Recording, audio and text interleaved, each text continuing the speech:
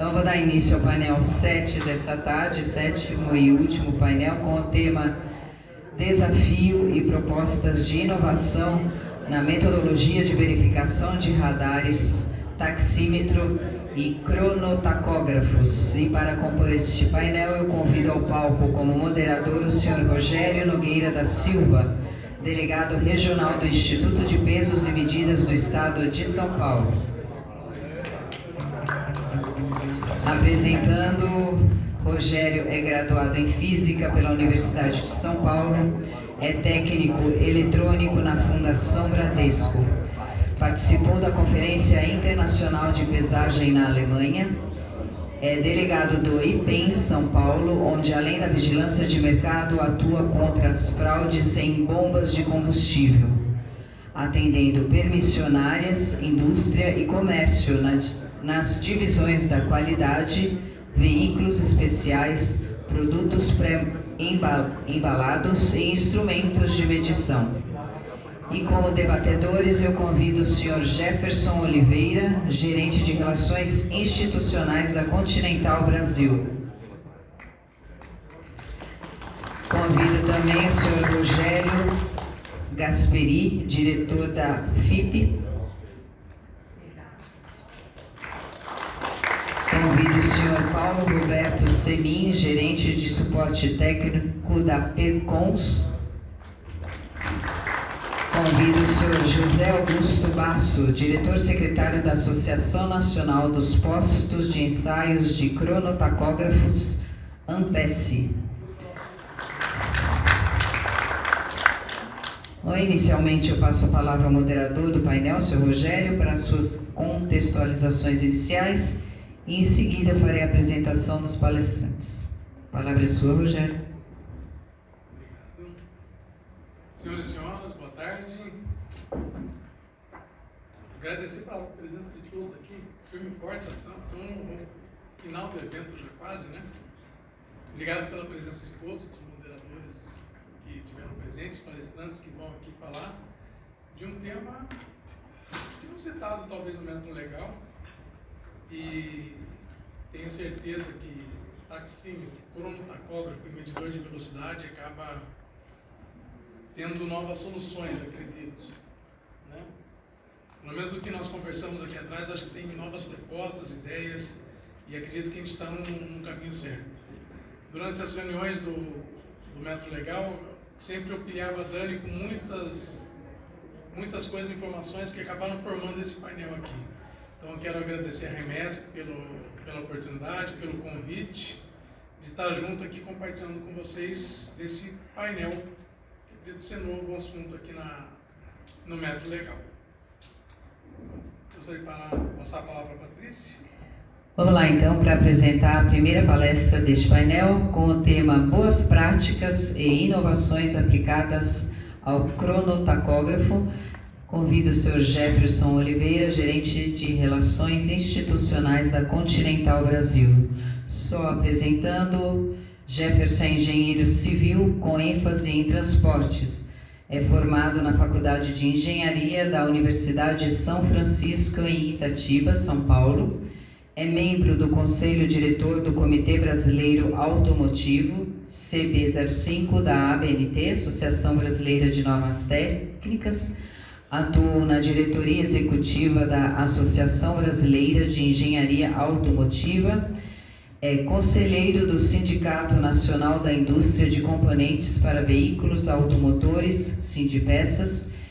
É representante titular do Sindipeças na Câmara Temática de Assuntos Veiculares, Ambientais e Transporte do Conselho Nacional de Trânsito, CONTRAN. A palavra é sua, Sr. Jefferson, boa apresentação.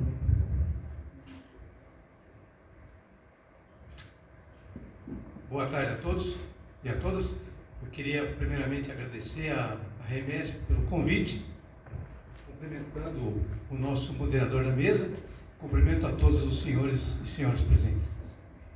Durante as apresentações de ontem e de hoje, eu pude observar alguns itens, né, que eu creio são de extrema importância para a metodologia legal, e acredito que alguns desses itens, estão fortemente colocados na pauta de inovações da empresa a qual eu trabalho. O primeiro deles é digitalização. Eu vou fazer só uma sequência desses itens que eu fui anotando no decorrer de ontem e hoje. A digitalização, que o Viana colocou várias vezes, a questão da nuvem metrológica, que ele também reforçou bastante, colocou uma proposta na mesa, falou do ecossistema da metrologia legal, e aí eu vou fazer um paralelo com o ecossistema do, como eu chamo, né, tacógrafo ou cronotacógrafo. Depois a gente pode discutir quem está certo nessa história, né? Eu acho que ninguém. E a questão ainda, colocado hoje pelo Marcelo, né, que é inovação e modernização. Ontem também foi colocada a questão da fiscalização 4.0, né, que é um tema que eu tive a oportunidade de discutir isso com o superintendente do IPEM, né. Falaram também de custo Brasil, que é uma coisa que incomoda muito a indústria, principalmente, né, quando a gente se compara com o México e com outros países, a gente perde para eles, e eu já tive a infelicidade de perder toda uma linha de montagem, por causa que a empresa no México, né, a nossa empresa no México, era mais lucrativa que a minha linha aqui no Brasil. Foi todo mundo para a rua, infelizmente. Otimizar o trabalho, né, eu acho que a gente pode colaborar com isso também.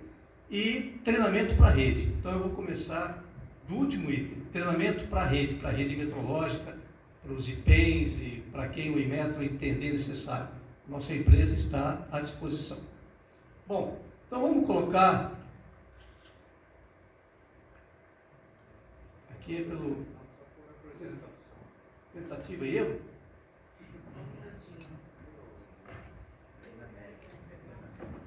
Não tem treinamento. Nesse dia eu faltei.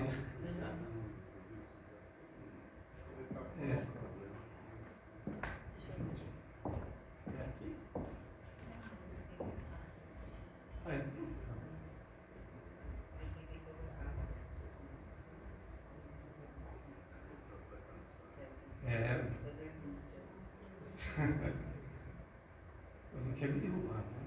Não.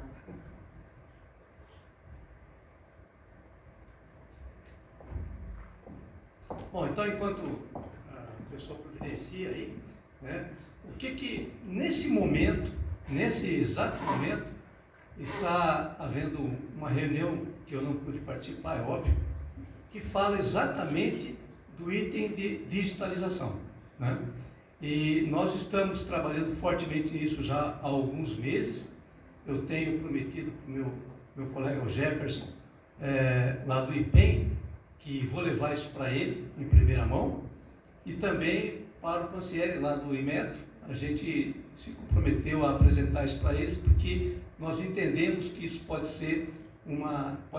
é uma inovação e pode corroborar com o trabalho tanto do Inmetro quanto da rede, no sentido de, primeiro, agilizar todo o sistema de análise do resultado dos ensaios, né? Porque o ensaio, como todos sabem, do tacógrafo, ele é uma ação que subsidia a verificação, porque a verificação metrológica é uma atribuição do Estado.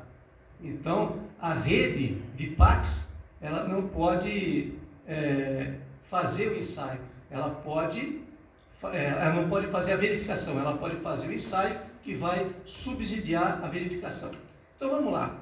Estou apresentando para os senhores o último instrumento nosso aprovado no Inmetro, que é o BVDR 2.0, é o sucessor do 1.0, né? E esse aparelho traz, esse tacógrafo, ou esse cronotacógrafo, traz algumas inovações muito importantes, tanto do ponto de vista do usuário, quanto do ponto de vista da autoridade, seja ela a autoridade metrológica ou seja ela a autoridade de trânsito.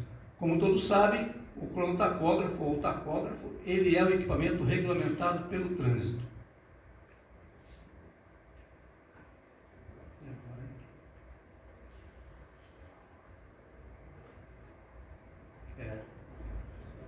Faltei realmente na aula.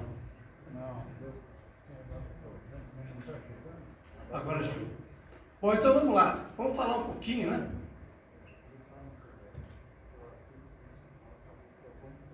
Tá. Vamos ver se volta. Voltou. Aí tá.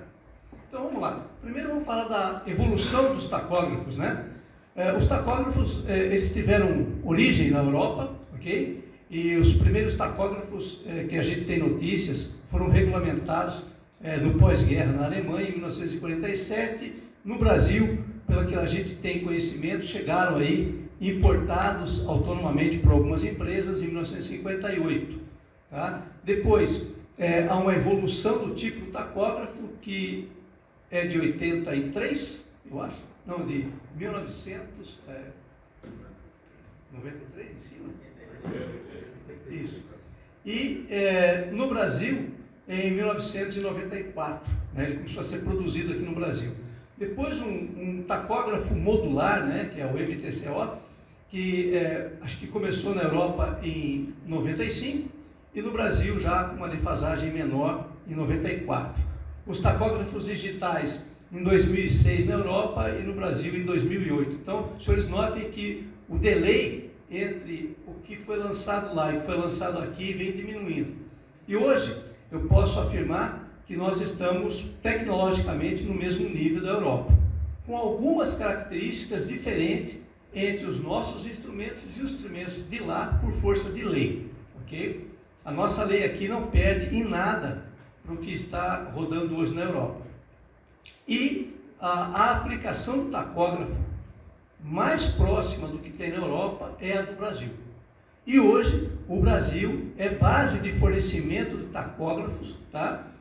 Com disco diagrama para vários países, inclusive do leste europeu, ok? Por quê? Porque lá na Europa já não se fabrica mais tacógrafo com disco diagrama. Então a gente disse que esse instrumento é morrente. Eu acredito que até meados do ano que vem a fabricação deles se torne inviável em todo o mundo, e aqui no Brasil também. Bom, então vamos ver da onde vem, né, a exigência legal do tacógrafo. O tacógrafo teve várias exigências antes da promulgação do Código de Trânsito, em 1997. Né? Essa lei, a Lei 9.503, instituiu o Código de Trânsito brasileiro e trouxe a obrigatoriedade geral do uso do tacógrafo, focado em veículos escolares, em veículos de transporte de passageiros com mais de 10 lugares e os veículos de transporte de carga acima de 4.536 kg de peso bruto total. Diga-se de passagem que a primeira legislação sobre tacógrafo foi para veículos escolares. Aí há uma discordância entre eu e o Zé Augusto. Eu falo que é 62, ele fala que é 68. Mas é só uma questão de alguns anos, né? Bom, o instrumento foi regulamentado pelo CONTRAN, em primeira mão, tá? Já em 95 teve regulamentação do tacógrafo e depois, em 1999, quando saiu o código, o CONTRAN regulamentou o tacógrafo e consolidou essas regulamentações agora em 2022. Tá? O Inmetro fez a mesma coisa. Em 99 publicou a primeira portaria sobre o RTM do tacógrafo e agora em 21 o Inmetro publicou um regulamento técnico metrológico consolidado, ou seja, pegou tudo que foi modificado e colocou num único guarda-chuva. Bom, mas a regulamentação metrológica ela tem origem numa recomendação da OIML, que é a recomendação 55 de 1985. Então aí a gente atrasou um pouquinho. E se a gente pegar a recomendação da OIML e a regulamentação hoje do Inmetro, elas são muito próximas. Alguma coisinha diferente, mas o Inmetro seguiu basicamente tudo que está na regulamentação, na recomendação 55 da OIML. Vamos falar um pouquinho da aplicação do instrumento. Qual é a aplicação principal do instrumento? Duas aplicações principais do instrumento hoje, né? Além da administração de frota. Porque quando o tacógrafo não era obrigatório, o tacógrafo era comercializado com o argumento, né, de controle de frota. Né? Nós trabalhamos fortemente nisso durante muito tempo. Hoje, o tacógrafo ele tem uma aplicação policial, que é uma das principais, ou seja, principalmente a Polícia Rodoviária Federal, ela faz um esforço fiscalizatório em cima do tacógrafo, focando, né, principalmente a questão de tempo de direção, né, que é regulamentado no Brasil, assim como é na Europa, e o instrumento capaz de fazer isso é o tacógrafo, ok? E outra aplicação, né, é a questão da análise pericial de sinistros, ok? Nós somos conhecedores, né, de que o nosso país, infelizmente, detém um recorde de acidentes de trânsito. Né? É um dos recordistas mundiais de acidentes de trânsito. A gente tem discutido isso muito e nós entendemos que a fiscalização, que a aplicação correta do tacógrafo pode diminuir o número de acidentes envolvendo principalmente ônibus e caminhões. Eu tinha um dado, não sei se está aferido hoje, se não está, mas que 30% dos acidentes envolvem sempre um ônibus ou um caminhão. Imagine os senhores, compara agora o tamanho da frota de ônibus e caminhões com a frota de automóveis. Como é que pode, né, 30% estar envolvendo sempre um ônibus ou um caminhão? É desproporcional. E o que é pior, né, quando envolve um ônibus, não é uma pessoa. Normalmente ali é 20 vidas, 30 vidas, 15 vidas. O último que a gente teve uma repercussão mais forte foi com o ônibus dos torcedores do Corinthians. Morreram 8 pessoas. E no nosso entendimento, essas 8 pessoas não teriam morrido se a fiscalização tivesse atuado. Esse ônibus estava totalmente irregular. Ele não tinha certificado de verificação do crono, ele não tinha autorização da Artesp para viajar, não tinha autorização da ANTT para viajar, e esse ônibus passou por estrada estadual, passou por estrada federal e ninguém viu. Como é que pode? Aí morrem 8 pessoas, incluindo, né, o motorista que era o dono do ônibus. Depois o Jefferson pode complementar aí as pesquisas que foram feitas.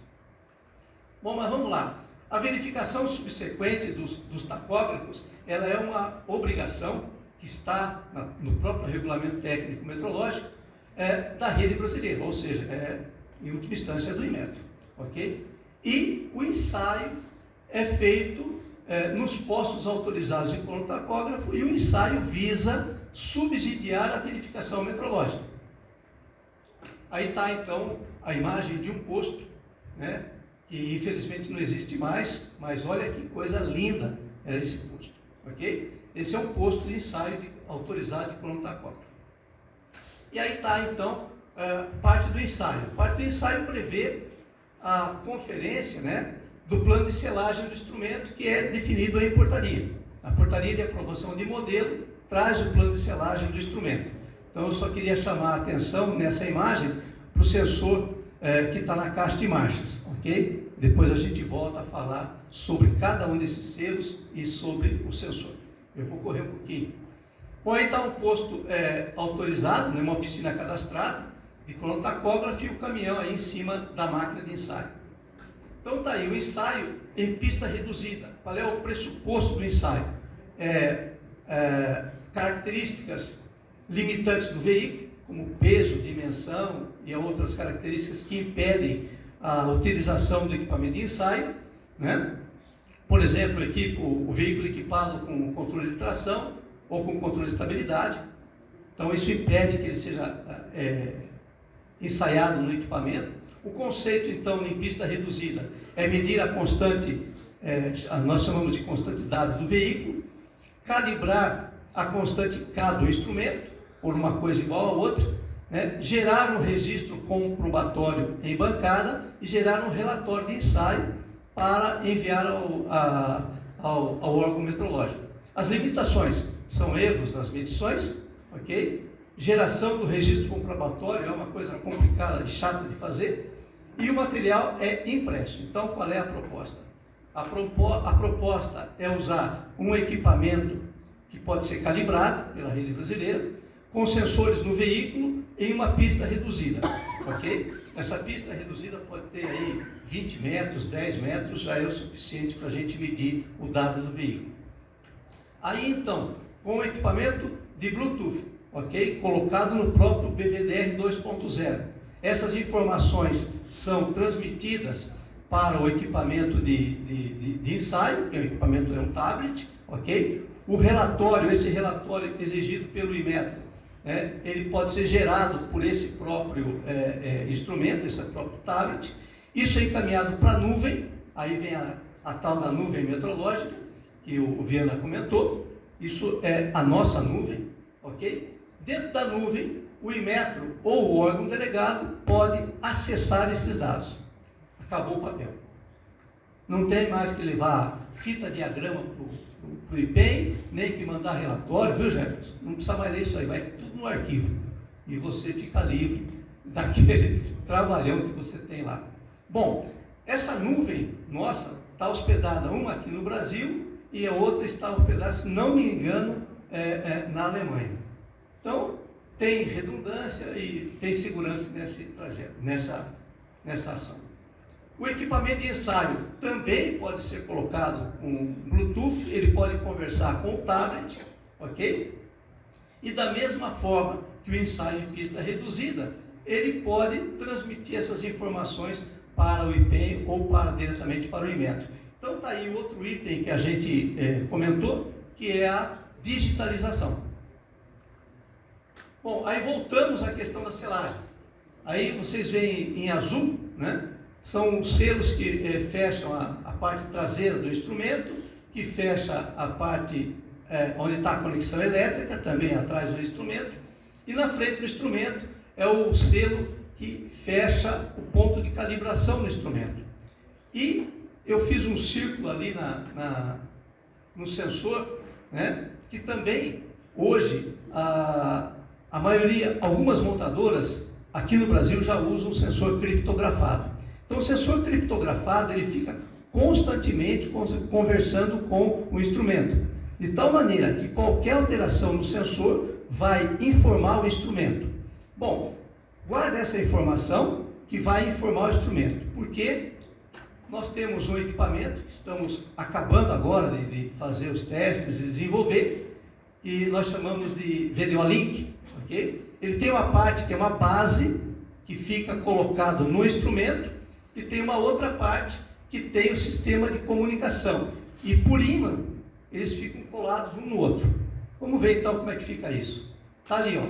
Está vendo? Na frente do instrumento, fica o soquete colocado no ponto de calibração do instrumento, e aquela outra parte destacável, vamos voltar ali para ver, fica na frente da impressora. De tal maneira que qualquer movimento nessa base vai caracterizar a alteração das características metrológicas do instrumento, ou seja, a alteração da constante do instrumento. Qualquer alteração na constante do instrumento, ela é encaminhada para a nuvem, e da nuvem direto para o Inmetro ou para o IPEM. De tal maneira que nós entendemos que os lacres, né, tanto o lacre do sensor, quanto os selos, podem ser substituídos pelo que nós chamamos de selagem eletrônica. Isso não é futuro, isso já é presente, nós já temos isso, ok? E na primeira oportunidade, a gente vai levar essa demonstração para o Inmetro, para o IPEM aqui de São Paulo, e colher, tanto do IPEM quanto do Inmetro, o que mais a gente precisa fazer para que isso possa ser viabilizado. Hoje, isso só é possível com o BVDR 2.0. Infelizmente, os tacógrafos com disco diagrama, o BVDR 1.0, não conseguem ser monitorados dessa maneira. Então, nós temos aí o futuro colocado hoje.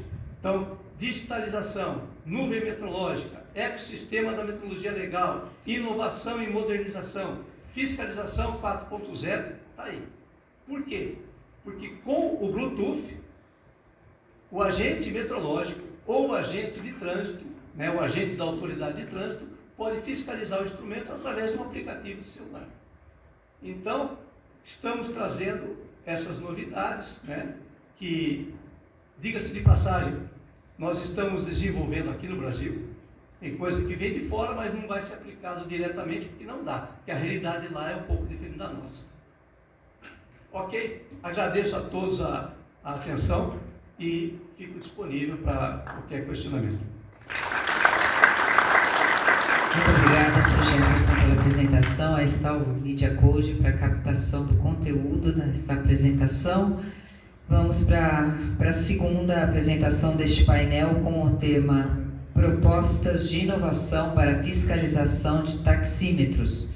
Eu convido o Sr. Rogério de Gasperi, diretor da FIP. Apresentando, Rogério é graduado em Administração com MBA pela ESPM de São Paulo e complementação pela Universidade de Nebrija, na Espanha. Há 20 anos trabalha com a indústria de equipamentos de precisão, com foco em taxímetros e cronotacógrafos. Atualmente é diretor da FIP Instrumentos, ocupando também o cargo de secretário do CIBAPEM e a cadeira de vice-presidente da área automotiva da Abrapem. Bem-vindo, Rogério, boa apresentação. Desculpe aí o sobrenome. Imagina. Boa tarde a todos. Primeiro agradecer a presidência da REMESP, a figura do senhor Celso Caranaro. Muito obrigado por dar essa oportunidade para a gente discutir esse tema aqui. Cadê o...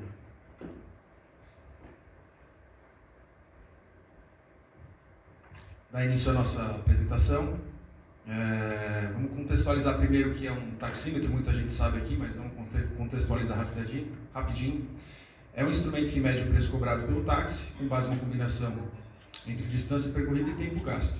E ele foi inventado no século XIX por um alemão chamado Wilhelm Brumm. Aqui eu trouxe alguns exemplos de taxímetros. Ali em cima, o primeiro o taxímetro do Sr. Wilhelm Brumm. Embaixo, o capelinha. Aqui, muita gente, quando pensa em taxímetro, vem esse taxímetro na cabeça, porque ele é um taxímetro muito famoso, uma peça rara e de museu. Ali no centro nós temos alguns taxímetros que são fabricados pela FIP atualmente. Esse último aqui embaixo ele está meio borradinho, porque ele ainda não foi lançado no mercado. Ele está aprovado, mas ainda não foi lançado. E aqui do lado direito, um dos primeiros instrumentos que nós fabricamos, né, são taxímetros que marcavam em UT. Não sei se muita gente lembra, mas há muitos anos atrás, na época da hiperinflação, os taxímetros não marcavam preço, eles marcavam em unidades taximétricas, né? E aí o taxista cobrava o valor da corrida através de uma tabela que ele recebia pela prefeitura à medida que fosse esse preço ia aumentando. Vamos falar um pouco da fiscalização como é feita hoje. E aí nós temos dividir ela em três etapas para facilitar aqui o nosso entendimento. Hoje ela é realizada pelos IPEMs, ao contrário do crono. Só o IPEM que realiza essa fiscalização. Ela obedece ao RTM de taxímetros, a linha de mel número 9. Então, dividida em 3 etapas. Ela é feita, a primeira etapa, uma documentação, inspeção geral, etc. Não tem muito o que mexer nisso.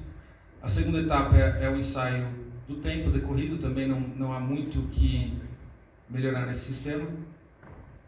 O problema está aí no ensaio de determinação de erro em função da distância percorrida, né? Então, no caso aqui, em São Paulo, nós temos 2 bandeiras, bandeira 1 e 2, e o Inmetro diz que você tem que ter um percurso não inferior a 1.000 metros para cada bandeira. Então, a gente tem que ter uma pista de no mínimo 2.000 metros. E aqui temos um problema. A gente pode olhar na nossa janelinha ali, São Paulo está muito fácil de ter uma pista de 2.000 metros, onde o deslocamento tem que ser feito em uma superfície plana, em linha reta, e uma velocidade entre 35 e 45 km por hora. Então, esse é um problema que tem que ser atacado aqui. É aqui que a gente tem uma sugestão de melhoria. Propostas de inovação. Eu trouxe aqui 3 itens para a gente conversar um pouquinho. podemos falar do simulador do tipo rolete. No tacógrafo funciona muito bem, mas no veículo táxi não muito. Além do custo do equipamento, tem a questão da mão de obra e calibração, lembrando que isso fica a cargo do IPEM hoje em dia. Existe um problema, que na minha opinião é um problema complicado, principalmente para os IPEMs, que é o seguinte: esse método ele causa muito aviso de falha no painel do veículo, né? E o taxista não vai ficar muito contente se ele sair do IPEM com o painel dele parecendo uma árvore de Natal. Então, isso causa alguns problemas, né? O taxista tem muita reclamação, vai ter que gastar dinheiro com o mecânico ou com o concessionário, enfim. Então, é um método bom, viável, mas ele tem alguns problemas. Tem algumas soluções na Europa que usam algumas soluções baseadas em GPS.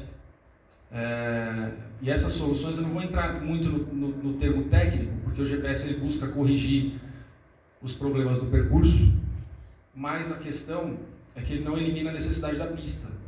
Então, se a gente está querendo eliminar a pista, não adianta a gente falar em solução por GPS. E aí voltamos à questão do simulador virtual. Ele apresenta algumas vantagens. Lógico, o equipamento é mais barato.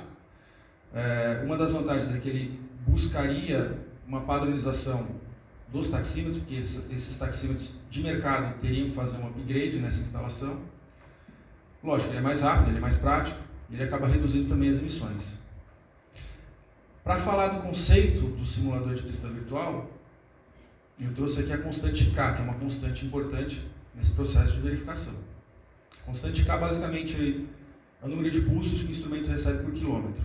E essa constante K, ela pode ser capturada de diversas formas, através de uma pista reduzida, através da medição do pneu, através de uma tabela de medida dos pneus, usando ali algumas correções, ou qualquer outro método que possa ser inventado para capturar essa constante. É uma constante importante.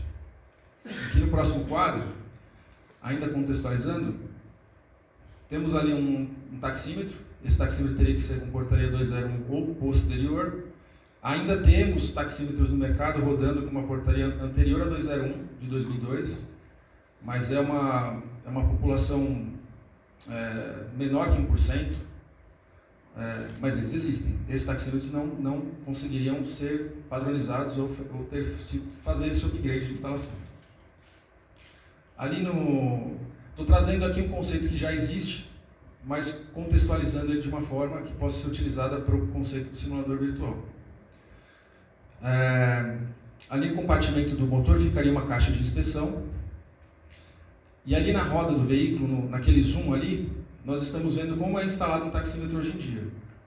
Existem diversas formas de instalar um taxímetro. Poderia ser na Redcam, poderia ser em outros lugares, mas aqui no Brasil a gente não costuma instalar na Redcam por diversos motivos, além do que ele é mais caro. E hoje é um método que funciona, e ele é instalado através de um leitor magnético, e ele usa uma cinta que é colocada na homocinética do veículo. Essa cinta pode ter 2 ímãs, 4 ímãs, ou seja, 2 pulsos ou 4 pulsos. Então vamos nos focar ali na caixa de inspeção e no leitor, mais a cinta magnética. Aqui nesse quadro, nós estamos vendo como é que funcionaria esse conceito. Ali naquele retângulo a gente pode ver ali uma simulação de uma instalação com a caixa de inspeção e o leitor. Você desconecta o leitor do veículo, conecta no simulador de pista virtual e colhe a constante. Essa constante aqui eu utilizei o exemplo da pista reduzida. Essa pista reduzida pode ser de 20 metros, 30 metros, como o Jefferson mesmo falou. Colhida essa constante, a gente tirou a constante do veículo e o simulador ele começa agora a jogar pulso para o taxímetro. Então, basicamente, é um sistema que ele utiliza os parâmetros do veículo colhidos ali naquele momento para fazer um ensaio. Ou seja, é basicamente um ensaio de bancada com os parâmetros do veículo. Feito esse ensaio, finalizado esse ensaio, é feita a lacração ali da caixa de inspeção e acabou. É lógico que esse sistema ele requer um pouco. E por que a gente fala em padronização e upgrade? Porque aquela caixa de inspeção é um ponto de entrada de sinal para o taxímetro. Então, ela deveria ter algum tipo de protocolo de comunicação, etc., para evitar fraude. Mas é basicamente isso. Tá? Aqui algumas conclusões. No processo atual, segundo algumas fontes que eu tenho aqui em São Paulo, atualmente é de 30 a 40 minutos, o processo todo. Tá? Isso num dia bom, do momento que o taxista chega no IPEM ao momento que ele sai. No simulador virtual, estimo eu que nós cortaríamos esse tempo pela metade. Né? Estamos falando do processo inteiro. Se a gente considerar só o processo de ensaio no simulador de pista, a gente está falando de 3 minutos. Então, quando tem trânsito é muito grande, enfim. Mas é mais ou menos isso. Obviamente, teríamos um ganho de escala, ou seja, faríamos o dobro de ensaios nesse sistema, e ele acaba reduzindo as emissões de CO2. Eu fiz uma conta, utilizei dados da CETESB, e só aqui em São Paulo, 8 toneladas de CO2 deixariam de ser emitidas na atmosfera somente no ensaio. Não estou falando na hora que o taxista está parado ali na fila, etc., mas somente com o ensaio são 8 toneladas de CO2 que deixariam de ir para a atmosfera. Lembrando que isso é um conceito, é um projeto que já está pronto. A gente tentou implantar esse sistema, não deu certo por vários motivos, mas ele é um projeto que os fabricantes de taxímetro já têm na sua linha de produtos.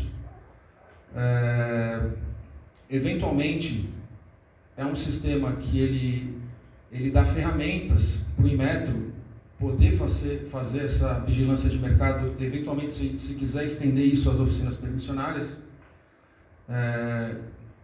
Enfim, teria ferramentas para fazer essa vigilância de mercado. E, enfim, daríamos muita alegria aí para o pessoal que corre pista do IPEM. Tá? Basicamente é isso, pessoal. Fico à disposição. Muito obrigado a todos.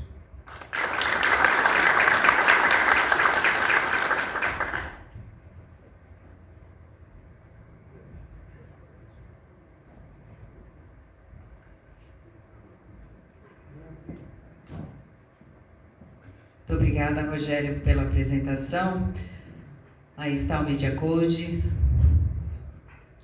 da captação.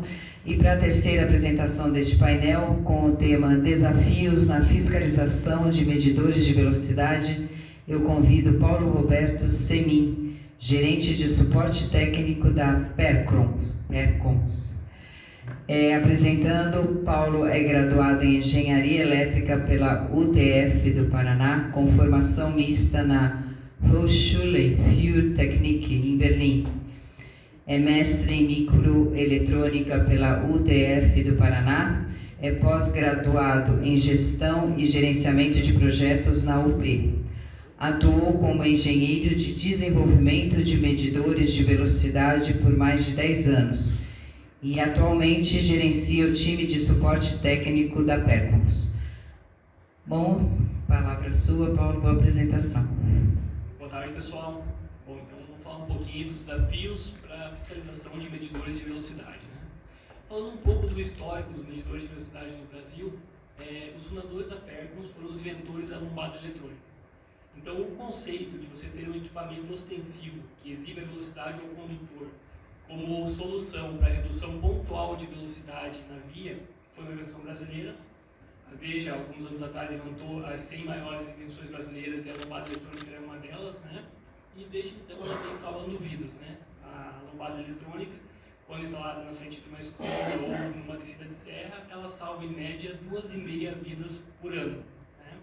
Então, como toda inovação, ela foi criada ainda antes da regulamentação do mercado.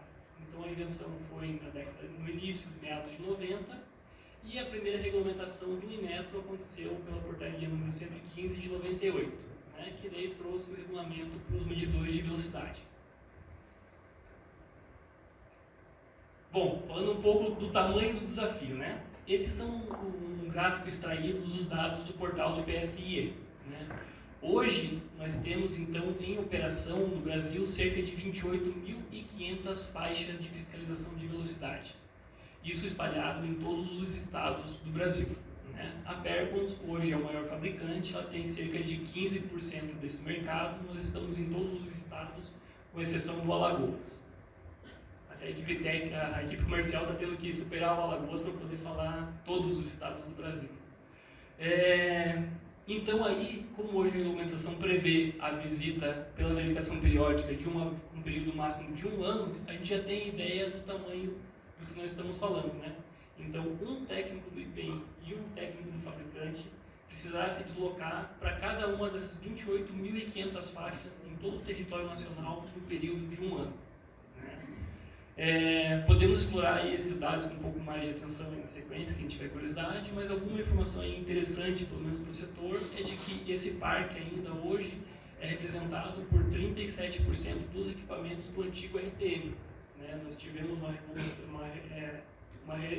readequação da portaria em 2014, que tinha o prazo máximo de operação dos equipamentos ainda de até 2024, que se encerra agora em fevereiro, e ainda tem todo esse parque aí que deve ser substituído nesse intervalo de tempo que nós temos aí de 5 meses, né?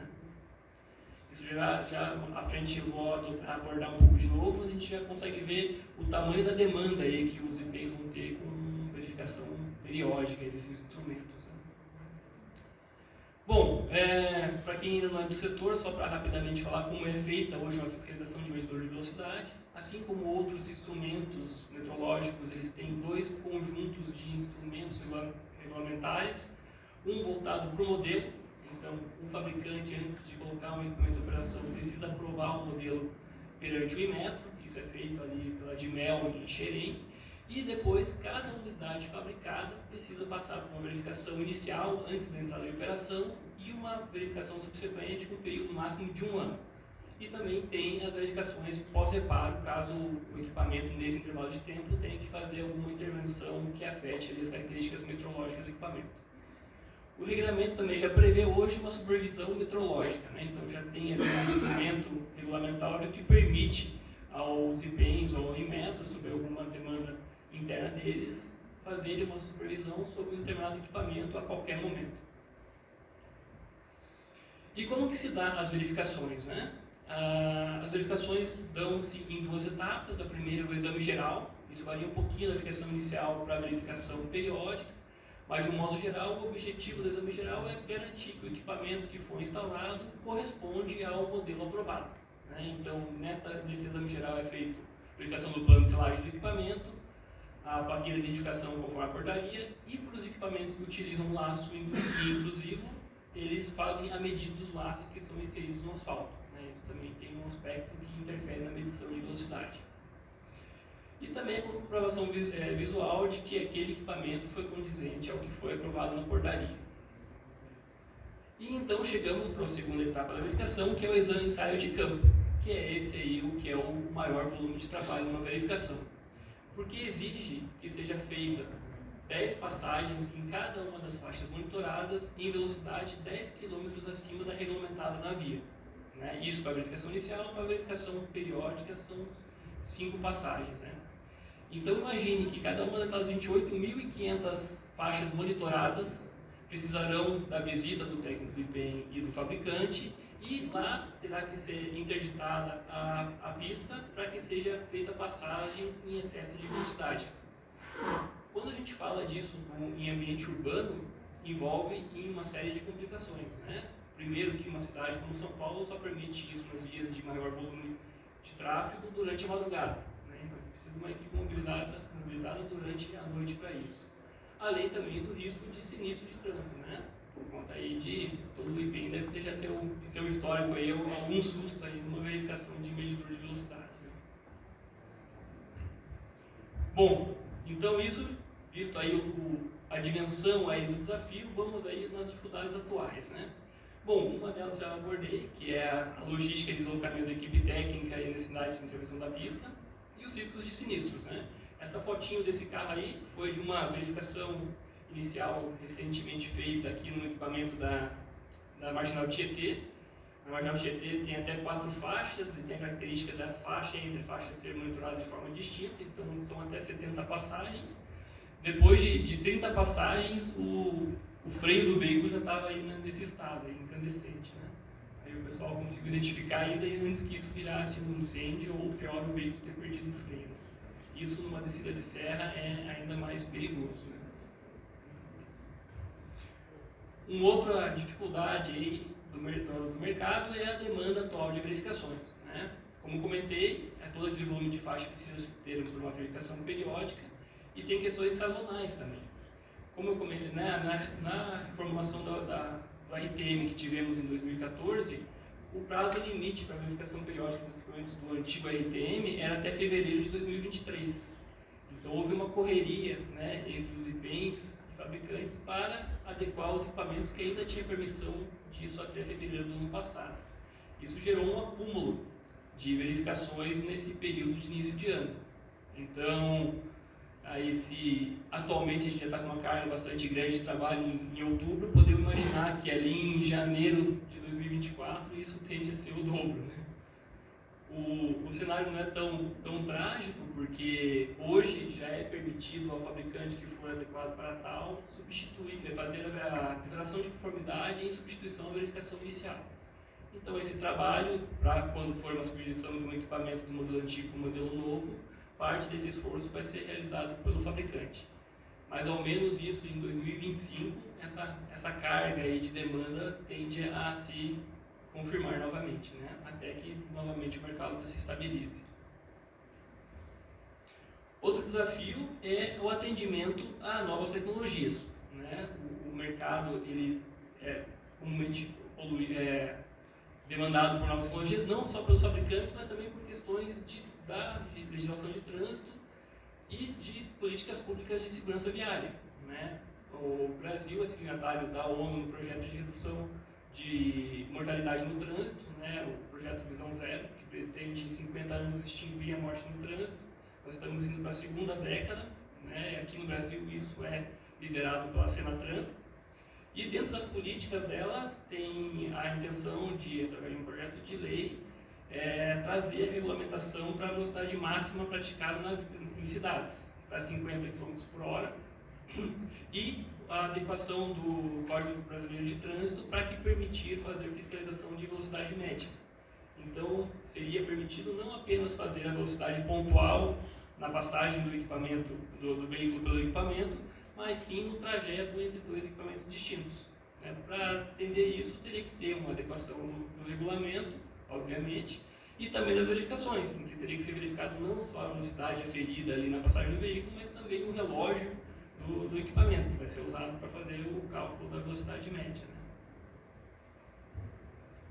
Bom, vamos dar uma olhada no que a gente já teve de modernizações na regulamentação, né? Então, em 2014 foi lançado o novo RTM, que trouxe como principal alteração a regulamentação do software do equipamento, né? Então, hoje, obviamente, um instrumento de medição ele não depende apenas das suas partes físicas para chegar no resultado da medição, né? E sim também do seu software, né? E qualquer alteração aí do software legalmente relevante pode afetar aí no resultado de medida. Então, para medidores de velocidade já há um controle do software do equipamento, o que traz um conjunto de ferramentas bastante interessante, porque ali já tem o conceito de chave pública e privada, criptografia e outras ferramentas de tecnologia que já tornam o equipamento um pouco mais próximo de uma nuvem metrológica, né, como fornecedor de dados para uma nuvem metrológica, porque a garantia da integridade do software do equipamento já foi garantida pelo RTM, né? Isso foi uma modernização bastante interessante para medidores de velocidade. Uma outra modernização foi através da portaria 336 de 2019, que permitiu ao fabricante o uso da declaração de conformidade em substituição à verificação inicial. Então chegamos aí numa proposta de modernização, aí bastante alinhada aí com o que o colega Continental trouxe e também o Inmetro aí nos demais discursos, né? Por sorte ou não, ficou bem alinhada aí a minha apresentação com os demais participantes, né? Que é baseada em dois pilares, né? O primeiro, um reforço do controle das verificações, garantindo que o processo metodológico está sendo respeitado, né? E isso é um interesse do fabricante, porque é saudável que a gente tenha uma fiscalização efetiva dos equipamentos, porque assim mantém a concorrência saudável, né? A gente não tem nenhum fabricante se beneficiando aí por ser omisso perante a regulamentação. E tendo essa garantia, ter a permissão de utilizar a declaração de conformidade em substituição também à verificação periódica. Com isso, a gente conseguiria trazer todo o peso que o rito metrológico hoje oferece aos IPENs, né, essa verificação periódica de 28.500 faixas todo ano, e passando isso para o fabricante, utilizar essa força de trabalho hoje disponível efetivamente para fiscalização, né, atendendo demandas da sociedade, atendendo um equipamento que tem algum comportamento aí de medição inconsistente. Aqui para frente, aqui na sequência, eu vou mostrar algumas ferramentas que podem auxiliar nesse caminho. Bom, hoje, a Percon sendo uma permissionária capaz de fazer a declaração de conformidade, ela participa dessas dificuldades aí com o IBEM nas 15% das faixas que ela possui, né? Ao menos ao fazer a declaração de conformidade em substituição à verificação inicial, né?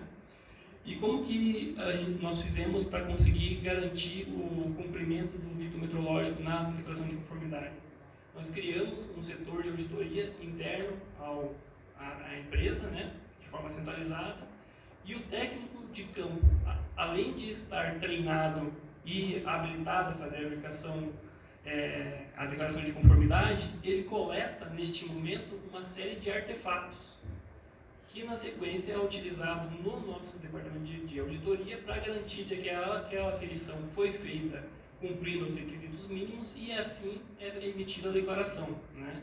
Então a gente tem, além das imagens das passagens do veículo, nós temos as imagens dos planos de selagem primário e secundário, a imagem da etiqueta do equipamento, tem, no caso de ser um equipamento intrusivo, a foto da medição dos laços. Lógico que a foto da medição dos laços não garante a medida correta, mas sim de que o técnico fez o procedimento de medida dos laços, né? Esses artefatos, eles possuem ali a geolocalização e a estampa de tempo para garantir de que esses artefatos pertencem de fato àquele equipamento em que está se fazendo a declaração de conformidade, e isso sobe em um sistema hoje nosso de nuvem que fica disponível para consulta a qualquer momento, né?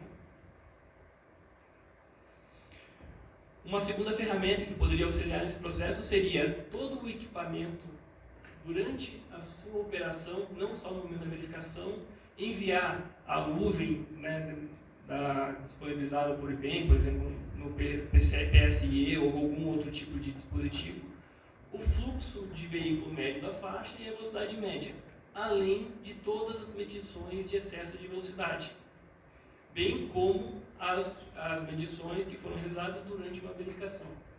Por que isso seria bacana? Permitiria ao IPEM, com essa informação, trabalhar com a inteligência na fiscalização. Por exemplo, primeiro ele poderia fazer uma supervisão metrológica sem acompanhamento do fabricante, pois bastaria ele passar no equipamento em excesso, marcando a faixa e o horário em que isso ocorreu, e depois consultar na nuvem metrológica se de fato a medição feita pelo equipamento corresponde com o que foi aferido pelo técnico. Também permitiria, por exemplo, fazer uma verificação entre aqueles equipamentos que são os mais geradores de infrações de uma região, né? Pega os equipamentos de São Paulo, quais são os 10 maiores geradores de infração. Não que isso seja um indício de irregularidade, mas é um indício que talvez justifique uma verificação, né? Poderia também fazer a inteligência de, conhecendo o fluxo médio de veículo e a velocidade média, tem-se já uma expectativa de quanto ele gera de infrações, né? Então, um equipamento que fuja deste modelo poderia também ser um objeto de verificação, né? Isso hoje a gente já tem disponível dentro da nossa realidade como fabricante, né? Mas nós estamos aí dispostos a, como sugerido ali pelo Inmetro, num projeto piloto ou alguma outra forma aí, contribuir aí com essa modernização da regulamentação e tirar hoje o peso que nós temos aí para fazer essas verificações de medidores de velocidade, né? Pelo tempo reduzido aqui, eu ainda não abordei um grande problema, que é a questão da intervenção na pista, né? Que esse modelo aqui ainda não chegaria neste ponto, mas também a gente tem alguns movimentos nesse sentido. Já teve no Inmetro no passado a tentativa de se criar um padrão que permitisse simulação de velocidade sem a interdição da pista, né? Isso depende de uma conformidade entre todos os fabricantes, porque cada um tem uma tecnologia distinta, mas pode ser que esse desafio técnico consiga ser superado, né? Bom, pessoal, Eu acho que, tentando aí com bastante agilidade falar tudo que eu gostaria, chegamos ao final. Aqui na sequência da apresentação tem o meu contato pessoal, né? Então fiquem à vontade aí para me contactar e explorar mais esse assunto. Muito obrigada, Paulo, pela apresentação. Está o Media Code para captação do conteúdo. E para a quarta e última apresentação deste painel com o tema Modelo do Controle Metrológico para Cronotacógrafo, eu convido o senhor José Augusto Basso, diretor-secretário da Associação Nacional dos Postos de Ensaios de Cronotacógrafos da ANPES. Apresentando, José é empresário do ramo de cronotacógrafos desde 1989, é proprietário da PAC desde 2009, fundador e presidente da ANPES entre os anos de 2014 e 2020, é fundador, presidente e diretor do Sindicato da Indústria de Reparação de Veículos e Acessórios do Distrito Federal entre 1990 e 1996. É também diretor, secretário e vice-presidente da Federação das Indústrias do Distrito Federal entre 1994 e 2000. É fundador e gestor da empresa Inovação Treinamentos, responsável pela capacitação de 50 mil agentes de trânsito em cronotacógrafos em todo o território nacional entre os anos de 2003 e 2011. Palavras suas, José, boa apresentação. Boa tarde a todos.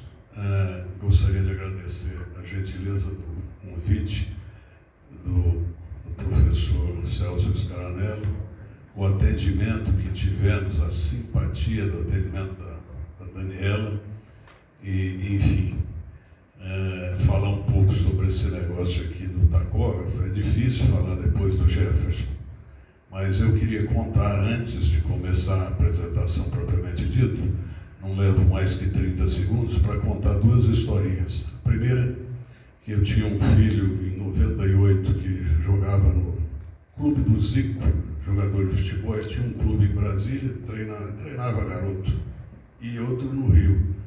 E aí nós fomos, o Zico, o pessoal lá convidou o pessoal de Brasília para fazer um jogo lá no Rio de Janeiro.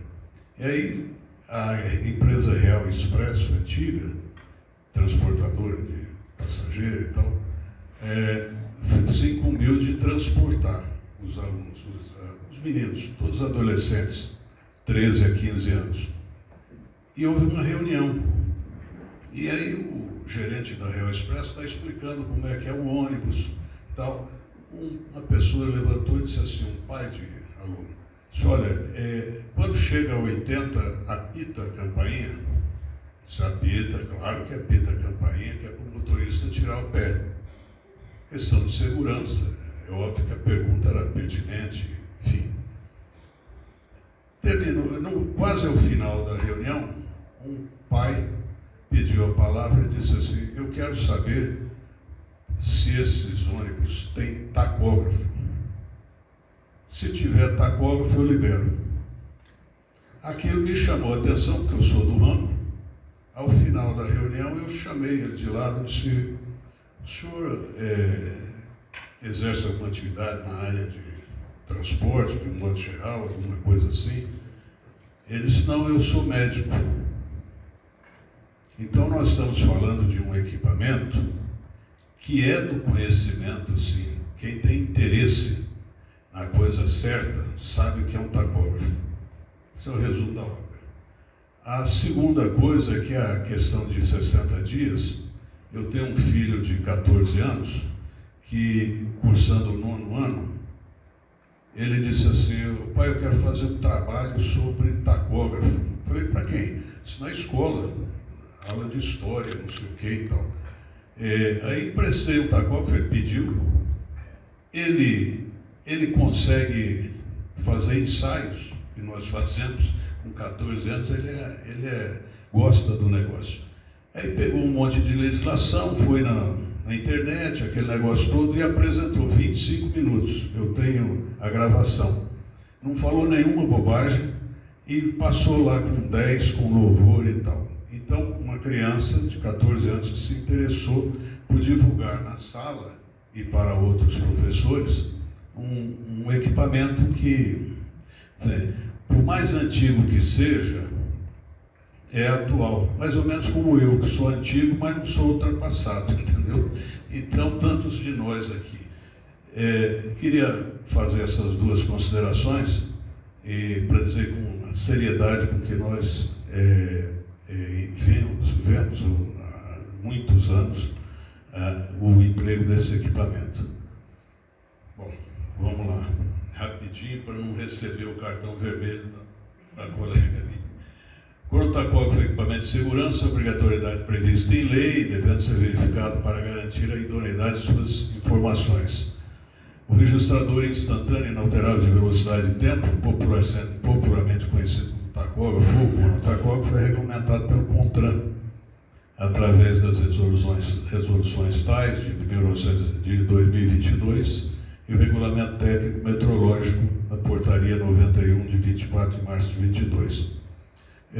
Inicialmente, no Código de Trânsito, ele é nominado como registrador instantâneo inalterável de velocidade e tempo, porque eles achavam que tacógrafo era um nome comercial. O pessoal do CONTRAN, lá daquela época e tal, enfim.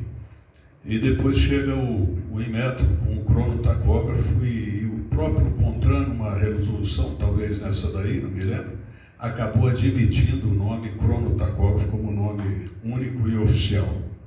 Quando eu falo tacógrafo, eu erro, mas não erro muito. Bom, vamos lá. O equipamento registra instantaneamente, de forma contínua e inalterável, em meio físico, a operação de veículos automotores. Nós estamos falando do quadro atual, nós não estamos falando do ideal, que é o futuro, que o Jefferson apresentou aqui. Aquele é o ideal. Nós estamos falando do quadro atual, da legislação atual e tal, e o que tem disponível aí. Registros valiosíssimos sob o ponto de vista da prevenção e da segurança viária, ainda permitindo, a partir desses registros, a reconstituição dos movimentos, propiciando a análise de acidentes de forma segura e isenta. Eu quero dizer que na década de 90, um veículo escolar em Brasília bateu na traseira de um caminhão carregado de areia que estava no acostamento. O motorista, não sei porquê, bateu. E aí a perícia, o Instituto de Criminalística do Distrito Federal me procurou. Nós fomos ao Detran, depósito do Detran, para fazer medições, ver que redutor ele estava usando, que era tudo mecânico, né? Fazer medição no pneu e etc., para fazer as contas, para ele levantar, porque morreram crianças, né? Além do motorista, para ele levantar o laudo do acidente, concluir o laudo. Comparativamente ao disco que nós tiramos com autorização do Detran, enviamos para a VDO, que fez uma análise, uma leitura e devolveu, a diferença era de 2 km por hora entre a perícia e o que apresentava o tacógrafo. E ambos os valores estavam dentro da legislação. O veículo escolar não pode passar de 60 por hora. Não é? Então, ambos estavam dentro. Ou seja, não houve culpa concorrente do motorista para o acidente. Pelo contrário, ele foi penalizado com a pena capital, que é a morte. O registro das velocidades desenvolvidas, inclusive quando parado, que não é velocidade, mas é tempo, é um dado fundamental para a prevenção e esclarecimento de acidentes e outras grandezas importantes. São registradas pelo equipamento, como os tempos de direção. Isso é de fundamental importância, porque não existe outro equipamento no Brasil que permita ao agente fiscalizador de trânsito verificar há quanto tempo dirige aquele motorista, sem o devido descanso. A primeira lei aprovada no Congresso Nacional e vetada integralmente pelo Palácio Planalto regulava isso bem. Depois a sociedade voltou outro projeto e acabou que esse outro projeto foi sancionado pela Presidente da República e hoje vigora a lei do tempo ao volante. Para os senhores terem uma ideia, antes da primeira lei, o Senado Federal, na Comissão de Transporte, convidou o Ministério do Trabalho, o Ministério da Saúde, o Ministério da Justiça, através da PRF, e mais um procurador do Estado do Mato Grosso, que estava até na mídia isso, a preocupação desse procurador com o tempo ao volante. E nos convidaram para falar na reunião da Comissão de Transporte. Nós fomos lá, eu cheguei um pouco antes, levei 3 discos de tacógrafo com a chancela do NOI, Núcleo de Operações Especiais da PRF. Esses discos foram obtidos pela PRF em fiscalização na cidade de Várzea Grande, na Grande Cuiabá, e eles traziam 24 horas de grafia com 22 horas de direção. Um caminhão saiu de São Paulo e chegou em Cuiabá com 24 horas. Isso é humanamente impossível. Aí eu pedi para incluir na mídia o disco, os 3 discos, fiz a leitura, ensinei o senador presidente lá a ler um disco de tacógrafo rapidamente e disse para ele: o senhor sabe o que é isso, senador? É cocaína.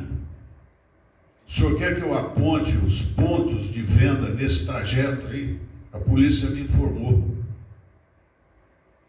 Então o senhor está na estrada com a sua família e os senhores são dizimados em questão de segundos por um irresponsável desse, um louco desse. É só o tacógrafo que pode nos livrar disso, e tem nos livrado disso, porque os policiais rodoviários, principalmente federais, conscientes, eles te tomam a chave do caminhão, você vai dormir, daqui 10, 12 horas eu te chamo para você seguir viagem.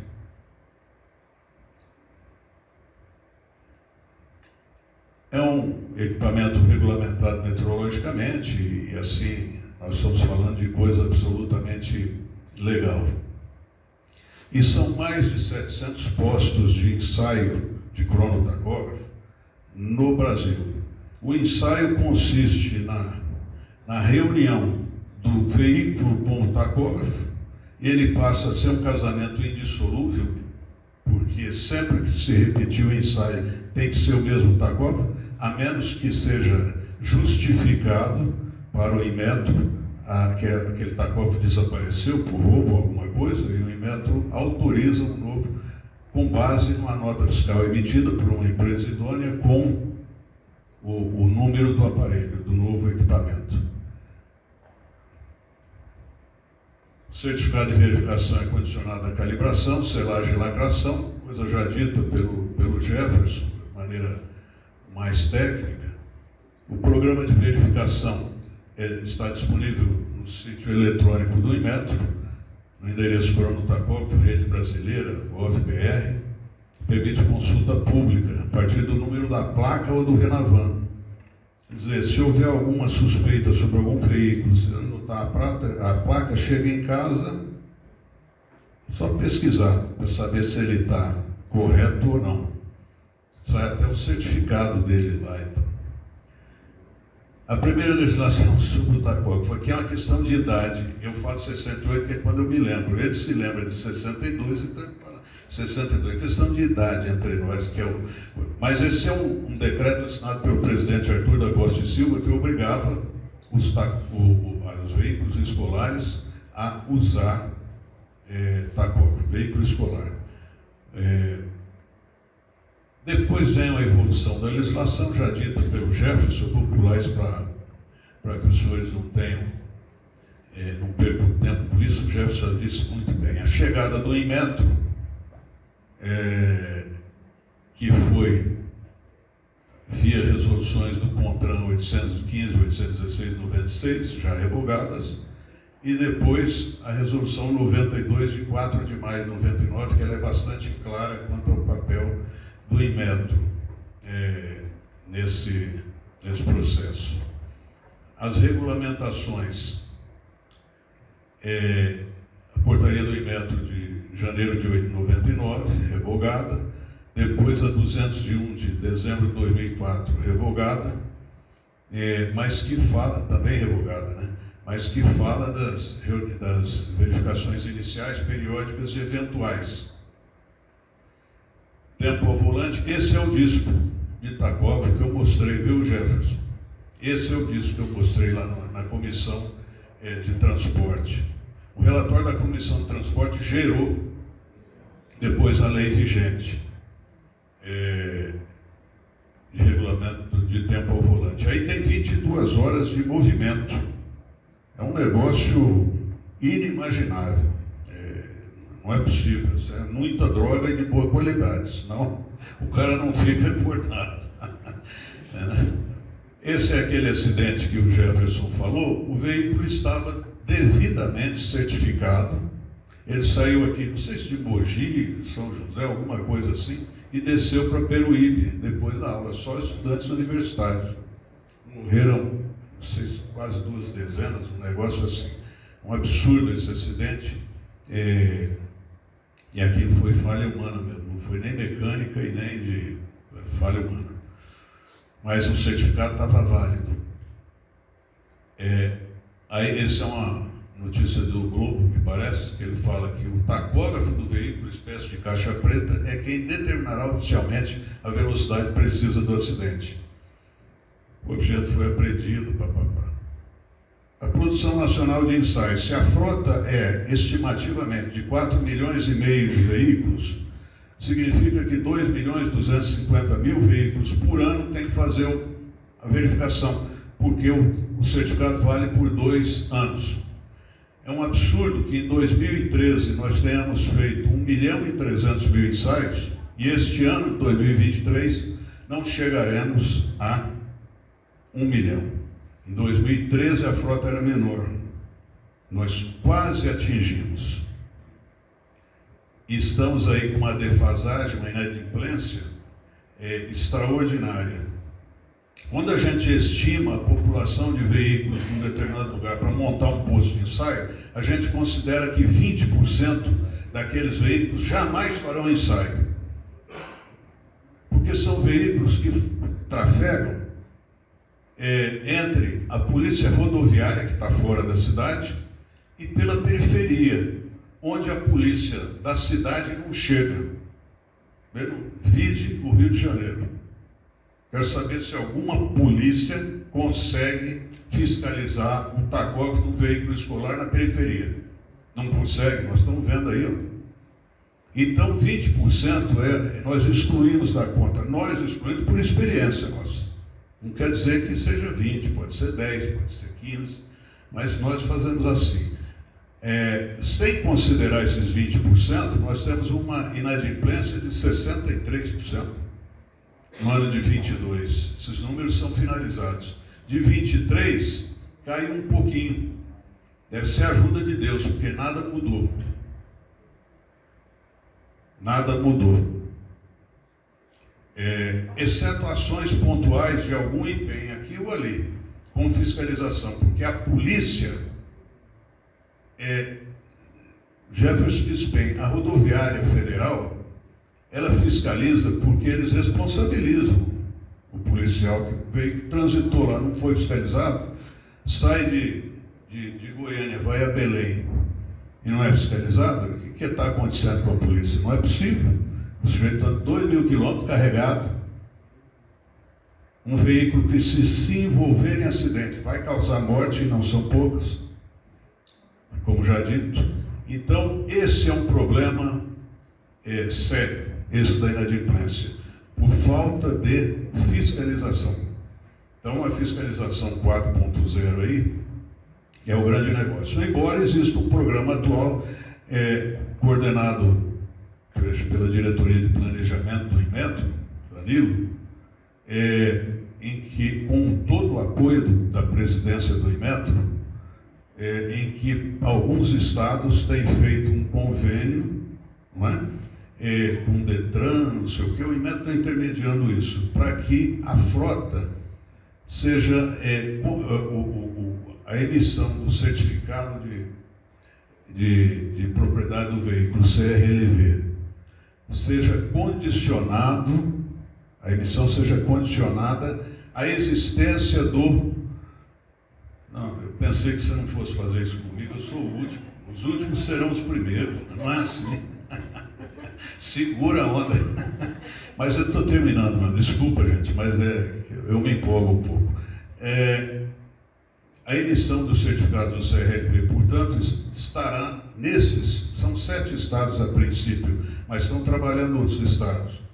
Inclusive, o Mato Grosso do Sul tem tido conversa do Inmetro, não sei com quem lá e tal, para incluir isso, o condicionamento. Parece que São Paulo também está querendo criar um programa próprio dessa natureza no ambiente do governo do estado, que é Detran e IPEM, né? Tomara que consiga. São Paulo tem 25% da frota circulante, né? Esses números já seriam completamente diferentes. Então, é um apelo que nós fazemos sempre, e o exemplo disso tudo vem de um case de sucesso, que é o meu amigo Gildásio Rocha, que eu disse que essa rocha ninguém racha, porque esse é batalhador, esse é um servidor público da primeira grandeza, porque ele criou esse programa na Bahia, e eu vou dizer para vocês, lá 100% da frota é fiscalizada. É que nos números nacionais não representa muito, né, em relação, na proporção, né, veículos da frota circulante no estado da Bahia, mas 100% faz. Lá todos os postos de ensaio gostam do ramo que eles escolheram, porque funciona, tem serviço, né?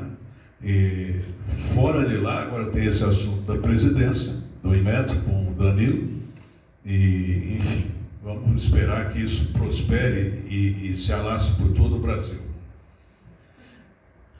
A criação da Ampes foi uma atitude necessária no ano 2012 para dialogar com o Inmetro, para que o programa evoluísse.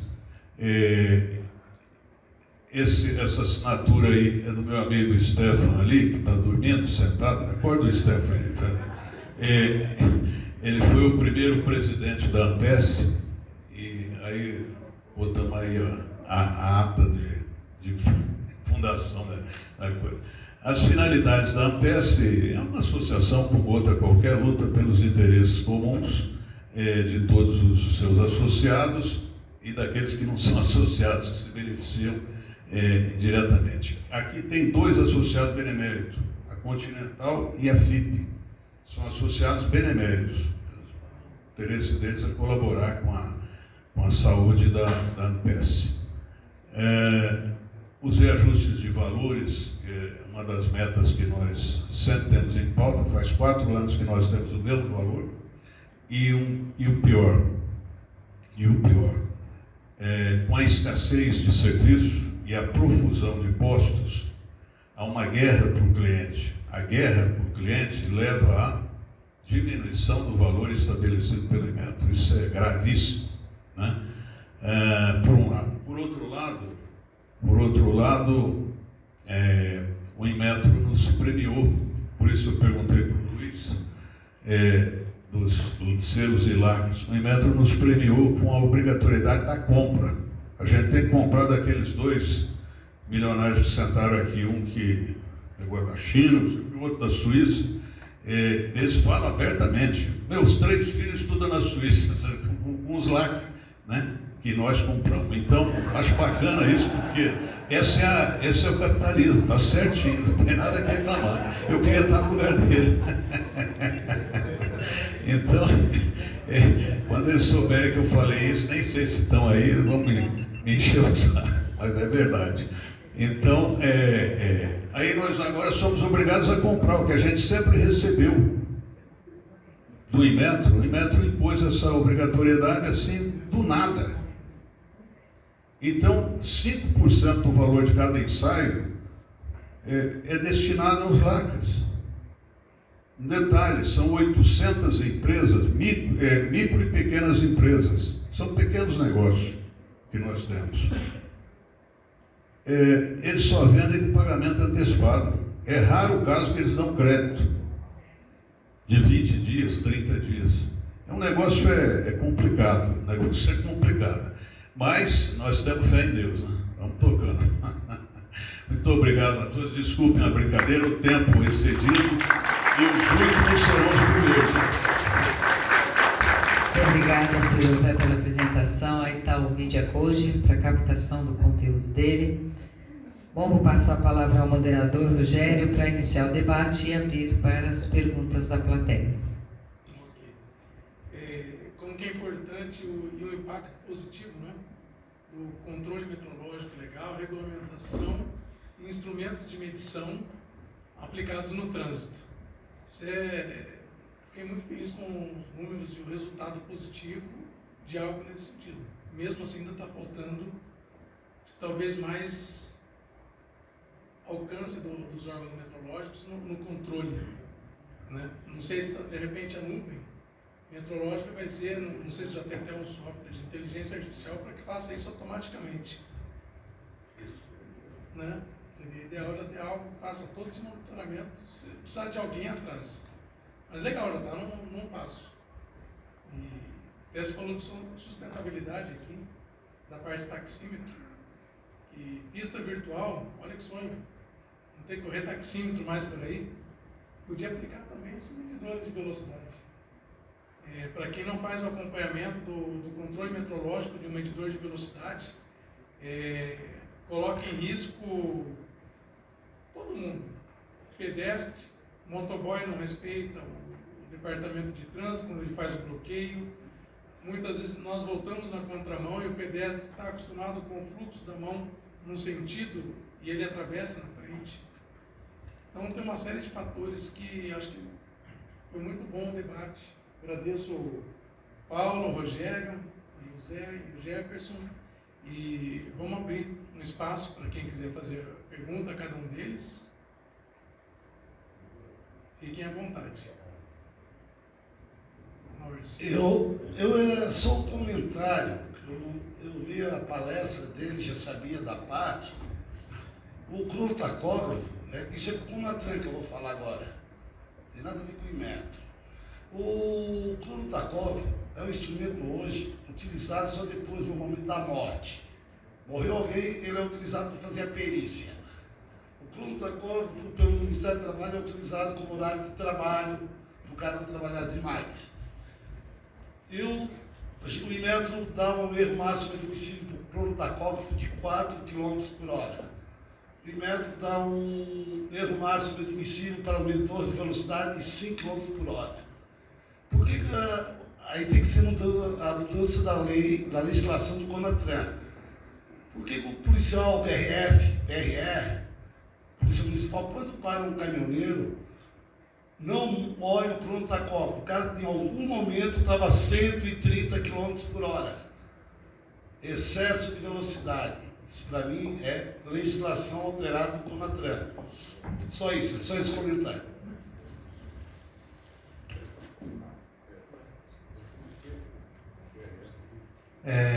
Bom, eu entendi que não era uma pergunta, por isso eu não me manifestei.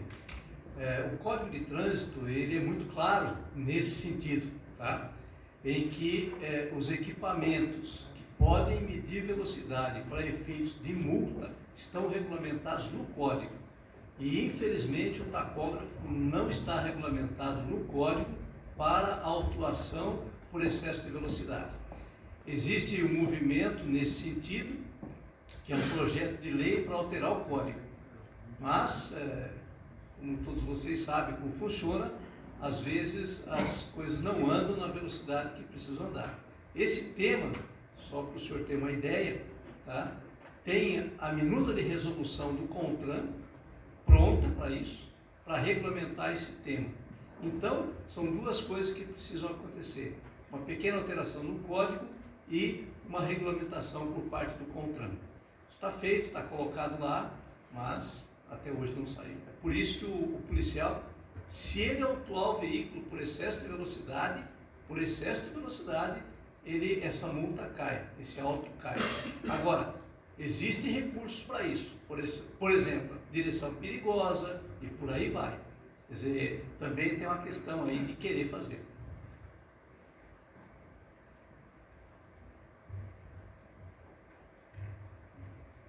Marcelo Castilho, aqui do Metro. Os medidores de velocidade, né, eles já possuem os requisitos de software e hardware, né, avaliados, assim como os instrumentos de pesagem automáticos, né, que são usados para fiscalização do excesso de carga em rodovia. Também já possuem requisitos de software avaliados, os que estão com o modelo aprovado. Há um movimento, inclusive na OML, para instituir a verificação remota, verificação subsequente remota para instrumentos de pesagem, tanto os estáticos quanto esses dinâmicos. No caso, os rodoviários, para veículos rodoviários. Para o Paulo da Perco, você acha que é possível realmente fazer uma verificação subsequente remota, já que os instrumentos já são avaliados quanto a software, quanto a hardware? Bom, eu acredito que sim, né? Até, como eu comentei ali rapidamente, o Inmetro, em parceria com a Percons, foi um projeto de mestrado do Francisco, acho que é um colega de vocês, né? Na tentativa de criação de um padrão que fosse compatível com todos os equipamentos que utilizavam o laço indutivo, né? O objetivo desse padrão era ele ser conectado numa entrada específica para isso do equipamento, eliminando ali a necessidade de intervenção no asfalto, e esse equipamento poderia simular as passagens, assim como é feito hoje com um veículo físico, né? Esse projeto teve aí bons frutos na época, isso foi cerca de 10 anos atrás, e acabou sendo interrompido aí por uma questão de falta de interesse aí, talvez daquele momento perante o Inmetro, né? Retomando esse trabalho, teria um desafio em conseguir criar um padrão, né, que fosse compatível com as diferentes tecnologias dos fabricantes, mas eu acredito que é um desafio que pode ser superado, né? E com isso eliminaria a necessidade de intervenção na pista para fazer as verificações periódicas, né? Um segundo passo, talvez esse seria o primeiro passo, tendo um padrão acreditado, a gente poderia já fazer a verificação sem a intervenção na pista, né? Um segundo passo seria esse equipamento ter conectividade com a internet e poder ser feito daí de forma remota, né? Mas eu acho que nós temos hoje qualificação técnica aí para fazer esse primeiro passo, ao menos, né? Almejando, lógico, na sequência, fazer isso já de forma remota, né? Temos mais uma pergunta aqui. Boa tarde, meu nome é George Kempes, eu sou do Rio Grande do Sul, Porto Alegre. Eu tenho posto de ensaio de cronotacógrafos desde 2009 e, eventualmente, eu dou instruções para fiscalização municipal, estadual ou federal. Eu queria só, com o Jefferson, colocar uma situação que eu queria que ele desse um pouquinho mais de explicação para o que me aconteceu um dia, quando fui conversar com um policial rodoviário federal. Eu fui explicar o tacógrafo para ele e disse assim, esse equipamento não serve para nada. Mas por que não serve para nada? Eu não consigo montar o veículo por velocidade, aquilo que a gente tinha conversado agora há pouco. Eu disse, realmente, o tacógrafo não foi feito para multar por velocidade. Agora, ele é um equipamento de segurança e controle. Então é sobre isso que eu queria que o Jefferson colocasse mais alguma coisa. O que seria a segurança do tacógrafo, que eu acho muito importante, essa instrução aos motoristas de como é que eles devem cuidar do veículo. Ok, Jorge, obrigado pela pergunta. Bom, em primeiro lugar, uma afirmação dessa eu acho bastante arriscada, né? Eu não me atreveria a falar nisso, falar dessa forma que não serve para nada, sendo que toda a Europa utiliza o tacógrafo, muitos países da Ásia, da África, Brasil, Argentina, Uruguai, Paraguai, e todo mundo está enganado. Quer dizer, está certo. Então, tem as ressalvas quanto a uma afirmação dessa, que o instrumento não serve para nada. Bom, se bem utilizado, né, os empresários de ônibus, principalmente, viram no tacógrafo a principal maneira de controlar os seus motoristas. Lembrem que o tacógrafo foi comercializado, começou a ser comercializado aqui no Brasil sem nenhuma legislação. Ninguém era obrigado a ter tacógrafo. E por que o empresário compra tacógrafo? Para jogar dinheiro fora? Então, falar que o tacógrafo não serve para nada é uma bobagem do meu ponto de vista. Agora vamos ver como é que o tacógrafo pode ser utilizado de uma maneira preventiva, né? Analisando o comportamento do motorista, né? Como ele guia, como ele freia, como ele arranca o carro, um caminhão, um ônibus. Então, se você tem um controle sobre o motorista, e ele se sente controlado pelas boas empresas, é óbvio que ele guia com mais cuidado. Além disso, né, foi mostrado aqui um disco diagrama com 22 horas de tempo de direção e 2 horas de descanso nas 24 horas do dia. Imagina alguém guiando desse jeito todo dia. Primeiro que não vai conseguir. Se você pegar o seu carro e der um tiro daqui para Porto Alegre direto, você vai gastar 12, 13 horas. Você vai chegar lá quadrado. Se chegar. Então, guiar dessa maneira é humanamente impossível. Está aí a Associação Médica do Trânsito, está aí os especialistas do trânsito, diariamente falando sobre isso. Então, dizer que não serve para nada é porque ele não quer controlar. Porque eu conheço inúmeros colegas da PRF, né, que controlam sim e botam o motorista para dormir sim. E se esse motorista for fiscalizado e já guiou 15 horas, seguir viagem e se envolver num acidente, tendo no disco, como está na legislação, o visto de quem fiscalizou esse veículo, esse cara vai responder por isso. Eu sei disso porque eu fui instrutor da Polícia Rodoviária Federal. Então, falar que não serve para nada é muito arriscado. E está aí os dados, né, estatísticos, os dados de acidentes. Por exemplo, lá no seu Rio Grande do Sul, aquele acidente de Erechim, morreram 6 crianças. E o motorista estava com excesso de velocidade.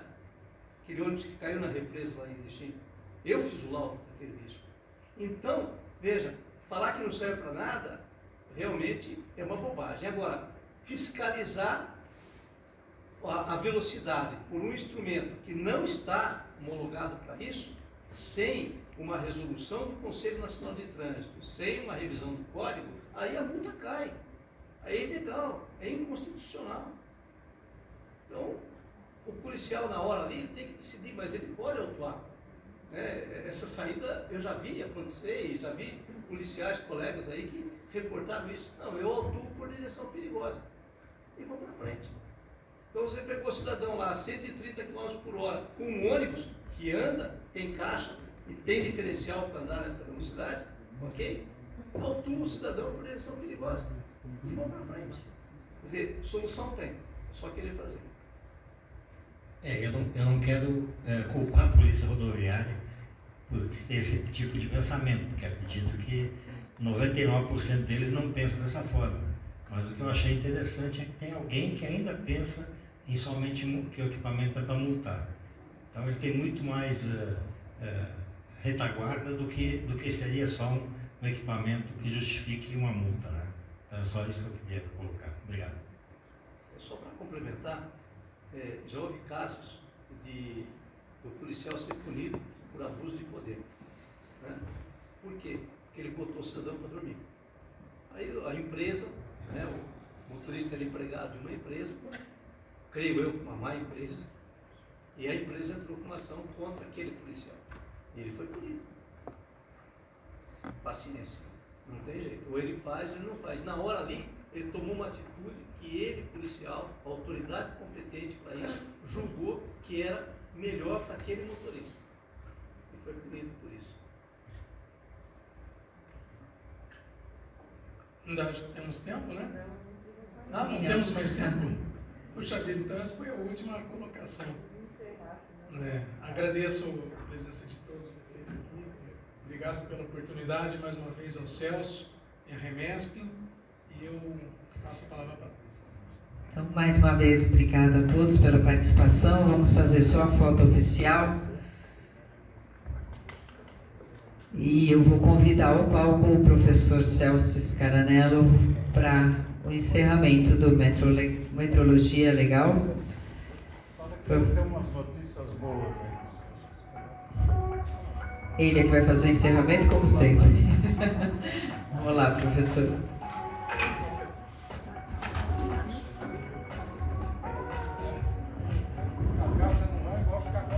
Lá embaixo. Acho que é melhor fazer. A foto será feita ali embaixo.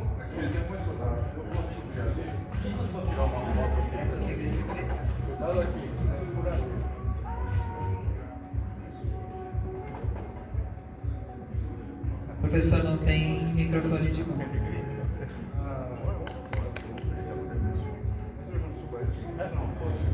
Você vai subir? Então vamos aguardar a foto e depois o professor encerra.